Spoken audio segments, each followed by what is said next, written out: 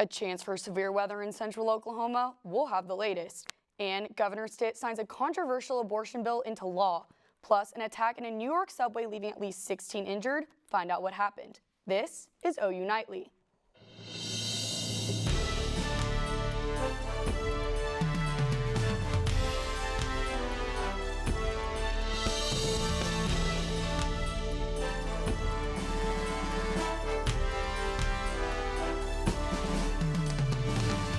Thank you for joining us for OU Nightly. I'm Mady Daddario. And I'm Tyler Deluca. We begin today with breaking news.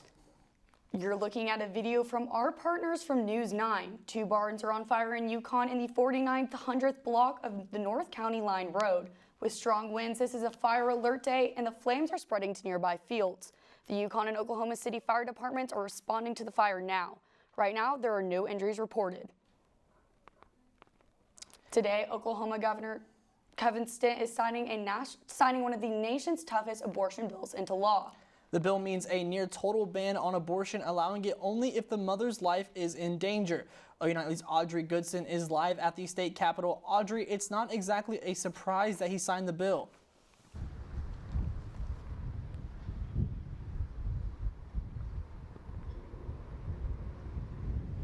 Governor Stitt promised Oklahomans that he would sign every pro-life bill that hit his desk. And today, he kept that promise. We want Oklahoma to be the most pro-life state in the country. We want to outlaw abortion in the state of Oklahoma.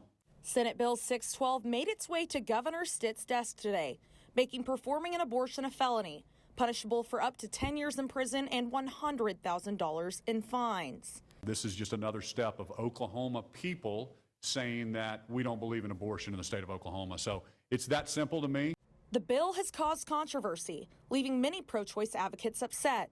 And the idea that now we have potentially one of the most restrictive abortion bans in the country is extremely disappointing, and all Oklahomans should be concerned.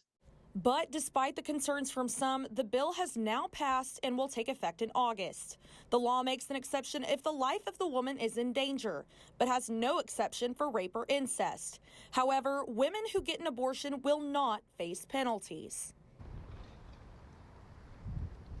After the bill takes effect, the closest states with abortion clinics are going to be Arkansas, Kansas, and New Mexico. Reporting from the state capitol, Audrey Goodson, OU Nightly. Thanks, Audrey. The OU Nightly weather team is keeping an eye on the skies right now. There's a chance for severe weather. Let's get the latest from OU Nightly's Gard. Hannah? Well, Tyler, along with that fire risk that we have today, we're seeing that front moving through, bringing us severe weather. Now, we have a large if here because we're missing some of those ingredients right now, but the Storm Prediction Center says these are the areas we need to look out for severe weather. The Dallas metro and north of us seeing us the highest risk, but we are included in a slight risk for most of the state. Now, one of those things keeping us from seeing that severe weather today is called the cap. That's when we get a warm layer of air above the surface, keeping those storm moisture from rising, which is what we need to see, that convection. But throughout the day today, we've seen that solar radiation warming the surface and bringing us those conditions that we do need to see some storms later. So once again, tornado watch is when we could see tornadoes. A tornado warning is when we are seeing tornadoes. Just remember that for later. Guys, back to you. Thanks, Hannah. Now to an update on the war in Ukraine. A pro-Russian oligarch is now in Ukrainian custody. Viktor Medvedchuk is a close ally of President Vladimir Putin.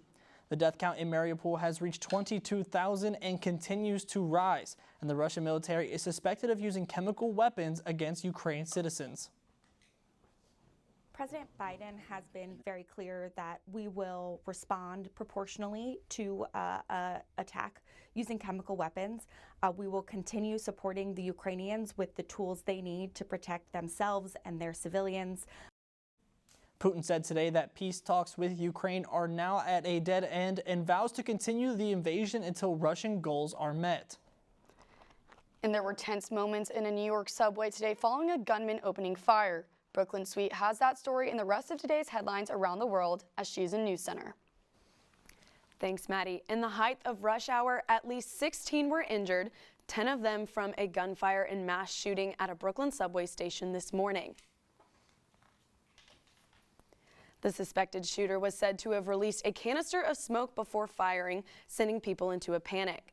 The mayor of New York City says there was a malfunction with the camera systems during the time of the shooting, and the fire department says that no injuries are life-threatening at this time. This was a senseless act of violence that was inflicted on our passengers in our subway system, and details are still unfolding, and we're going to release the details as they come forward. The gunman is still at large, and a statewide manhunt is underway. Today, British Prime Minister Boris Johnson received a fine attending illegal parties during the height of the COVID-19 lockdowns. The so-called Partygate scandal was held at Downing Street and other government offices where the coronavirus laws were made. Despite the calls for his resignation for lying to Parliament, Johnson continues his job after paying off the fine and publicly apologizing. Johnson's wife, Carrie, and other government officials will also be fined for attending the lockdown parties. Today, beloved comedian Gilbert Gottfried passed away due to his longtime battle with muscular dystrophy. Many people in Hollywood have sent their condolences to the iconic Aladdin actor and his family. They asked during this time of mourning to keep laughing as loud as possible in his honor. And Britney Spears is pregnant with her third child with fiancé Sam Asghari. Mady and Tyler, back to you. Thanks, Brooklyn. The supply chain shortage has been felt around the world due to the pandemic, and the impacts range from computer chips to cat food. OU Nightly's Avery Goreman is live at a Norman grocery store. Avery, in some places, shelves are bare. Mady, Tyler, I'm here at Homeland where they, like so many other stores, are experiencing cat food shortages.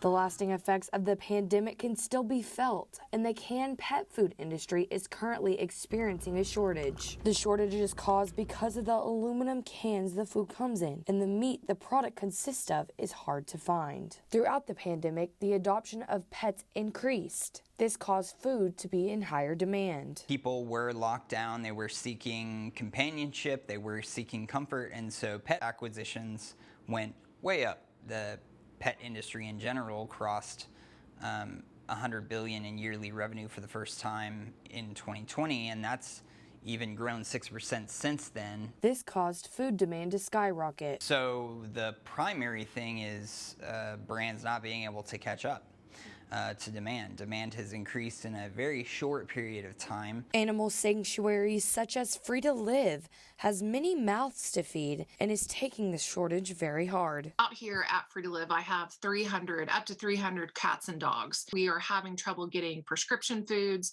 We're having trouble getting medications. We're having, there's lots of supply chain issues and production issues with wet cat food and dog food. While it is difficult, Free to Live is finding ways around the supply issue. We're human like everyone else right now during the pandemic, and we're just planning and kind of prodding away as we can. But the end goal is that we save as many lives as we can, and we do that with the resources we have, and we've been fortunate that we've been supported throughout. And saving you money every day. Thanks for shopping Homeland. Brands like Royal Canin released a statement saying that customers can expect delays until late 2022. Reporting live, Avery Goreman, OU Nightly. And supply chain shortages are also driving up prices. Learn how OU's Money Coach is helping students learn how to budget. When we come back, hear about the event that helps students better manage their finances, next on Money Matters. Plus, hope is on the horizon for drivers. Hear what just might make you smile next time you fill up. That story coming up next right here on OU Nightly.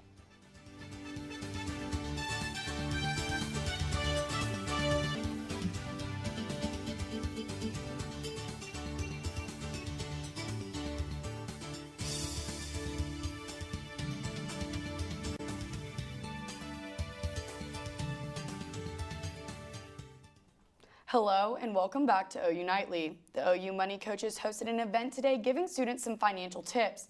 Plus, Hana invested big in their future in vehicles. Money Matters is next with Mecca Thompson. OU Money Coaches hosted a reality fair on the South Oval today to help students learn how to budget using real-life scenarios. The event took place from noon to 1 p.m. today, and every student who attended was put into a drawing for a $500 scholarship. In addition, the workshop featured gift card giveaways and other freebies. Isn't as scary as I thought it was. They laid it out very simply. They had it monthly. It was straightforward.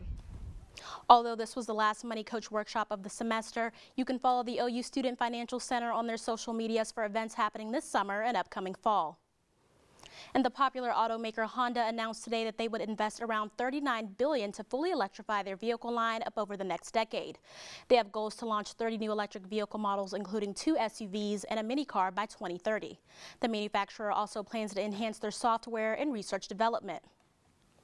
And there's good news today for U.S. drivers. The cost of filling up is going down. According to AAA, the nationwide average for a regular gallon of gas this morning was just under $4.10. That's an 8-cent decrease from last week and a 23-cent decrease from last month. Analysts say falling oil prices and oil reserve releases have helped this downward shift. Mady and Tyler, on the topic of gas prices, did you know Oklahoma is tied with Kansas and Missouri for the cheapest prices? I know I didn't, but the more you know, right? Well, thanks, Mecca. That's something that's not too bad to complain about. Yeah, I'll take that any day of the week. And Costco announces that they are taking away one of their discounts. And if you are the age of 60 or older, this could come as a disappointment. Plus, OU Nightly's meteorologist Colton Williams has the update on storms potentially heading our way. Yeah, that's right. It's been almost hot out there today. It's windy. We've got a risk of severe weather coming this evening. I'll tell you about timings, locations, impacts, all that and more coming up. Don't go anywhere. We'll be right back.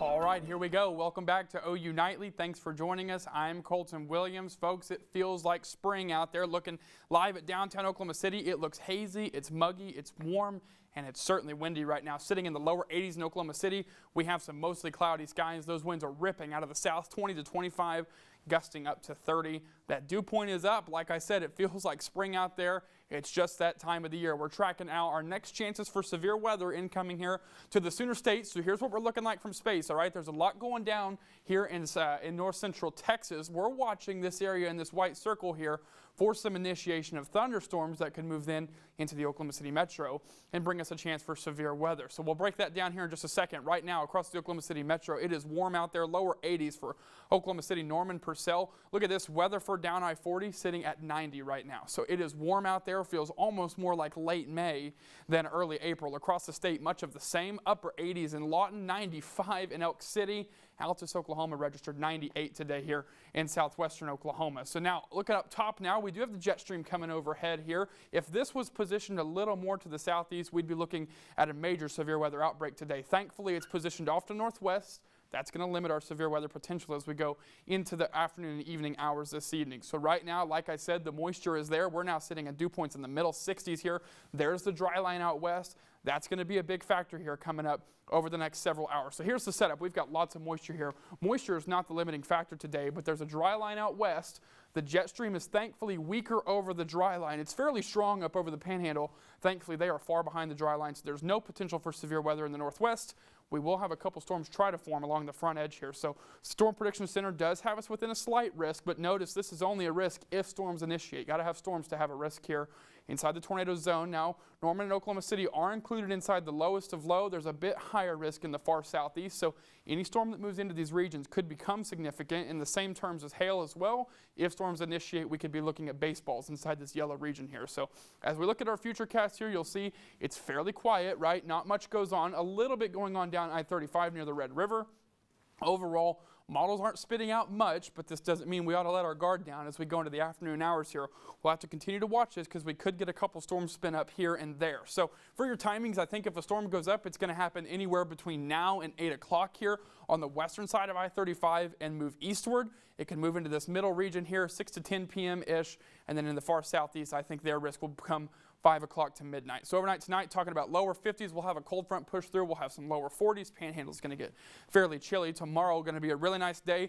We're going to be drier tomorrow, 64, 65 in Oklahoma City and Norman, 72 for your high in Lawton overnight tonight. We'll drop back down to the 70s for this evening before the arrival of those storms. And then as we look into your Easter holiday, it looks good. Next week, we're going to cool off. Mady and Tyler, back to you.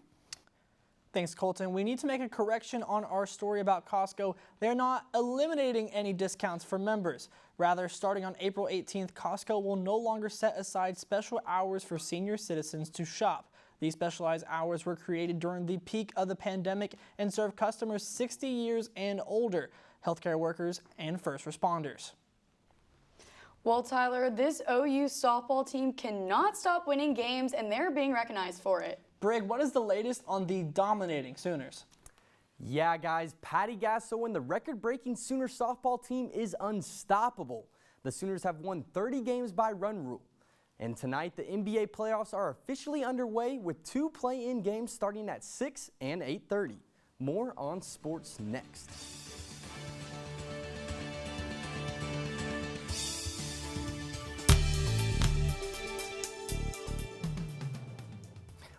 Welcome back to OU Nightly. I'm Brigg Bates, and it's time for sports. The OU softball team has been red hot and are now 36-0, setting the record for the best start in D1 softball history.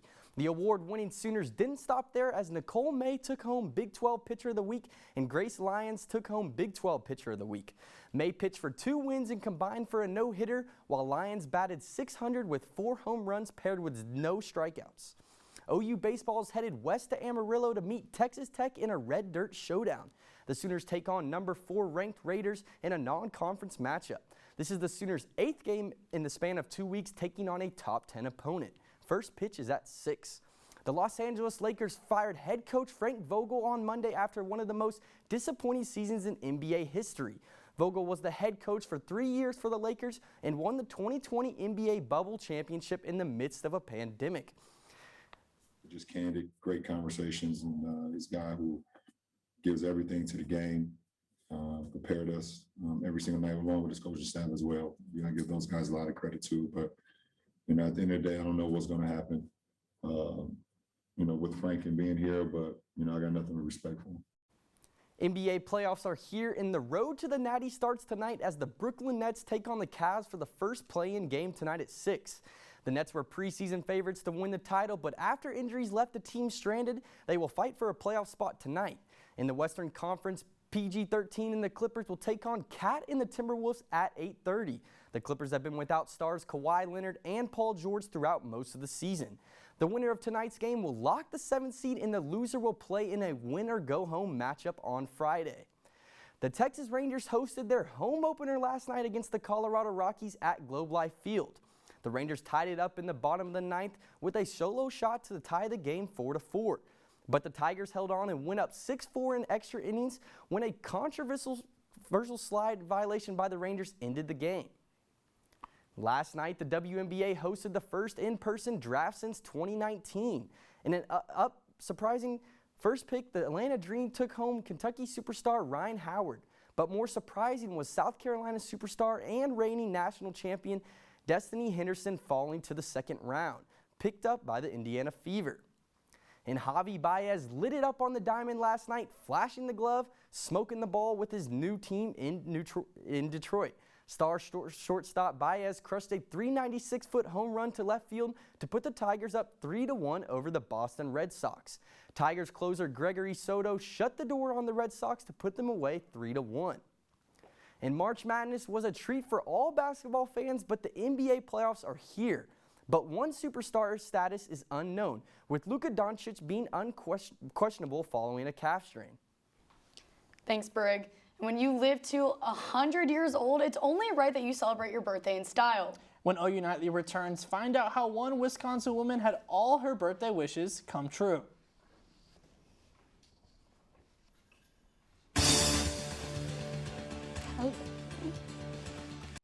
I'm Morgan Martin at the OU Nightly Update Desk. New York Lieutenant Governor Brian Benjamin resigns today following a federal corruption investigation. Benjamin was indicted on multiple counts, including bribery, falsification of records, and fraud. This is over his alleged participation in a scheme to secure campaign contributions during his time as state senator. Earlier today, Benjamin pleaded not guilty. Back to you in the studio. Thanks, Morgan. One great-grandmother in Wisconsin celebrated her birthday while riding in style. Dale Brunegg wanted one thing for her birthday, and it was to ride in a fire truck. The fire truck went street to street with kids waving and saying happy birthday. And Colton, can we get one last look at this week's weather? Yeah, as we go into tonight, we're going to continue to watch this zone here for any initiation of thunderstorms that could potentially try to impact the Oklahoma City metro. again, we're really only anticipating 1, maybe 2 storms this evening. Any storm that does go up has the potential to be significant. So as we go into the rest of this week, we've got your Easter holiday looking really good here, lower 70s. Before then, we'll cool off next week. Back to y'all. Thanks for watching OU Nightly, brought to you by the Gaylord College of Journalism and Mass Communication on the campus of the University of Oklahoma. Join us live here at 4:30 on weekdays. Good night. Good night.